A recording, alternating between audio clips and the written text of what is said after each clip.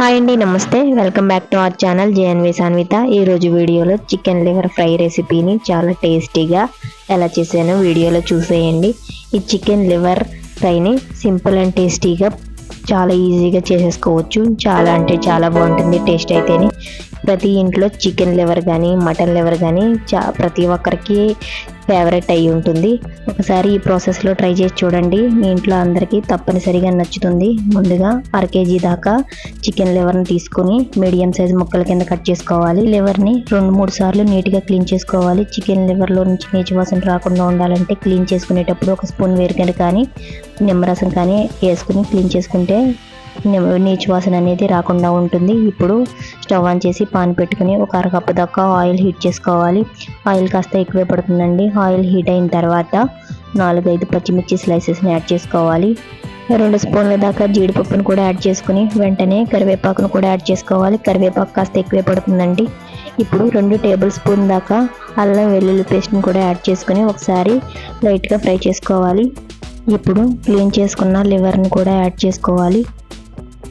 లివర్ని add చేసుకున్న తర్వాత దీనిలోకి 1/2 టీ స్పూన్ పసుపు, 1 full teaspoon salt add చేసుకోవాలి.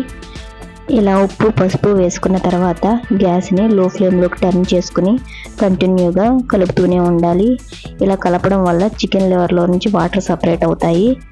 ఇలా వాటర్ సపరేట్ అయ్యే వరకు కంటిన్యూస్గా కలుపుకోవాలి. ఇప్పుడు ఇలా వాటర్ సపరేట్ అయిపోయిన తర్వాత గ్యాస్ లో ఫ్లేమ్లోనే మూత పెట్టి 2-3 నిమిషాల పాటు ఉడికించుకోవాలి. 2-3 నిమిషాలకి వాటర్ సగం ఎగిరిపోయి ఉంటుంది. ఈ స్టేజ్లో ధనియాలు జీలకర్ర కలిపి గ్రైండ్ చేసుకున్న పౌడర్ని 2 టేబుల్ స్పూన్ దాకా యాడ్ చేసుకోవాలి. ఈ ధనియాలు జీలకర్ర అనేవి పచ్చివేనండి, పచ్చివే గ్రైండ్ చేసుకోవాలి. ఇప్పుడు దీనిలోకి 1/2 టీ స్పూన్ మిరియాల పొడి, 1 టేబుల్ స్పూన్ కారం కూడా యాడ్ చేసుకుని అన్నిటినీ బాగా ఒకసారి కలుపుకోవాలి.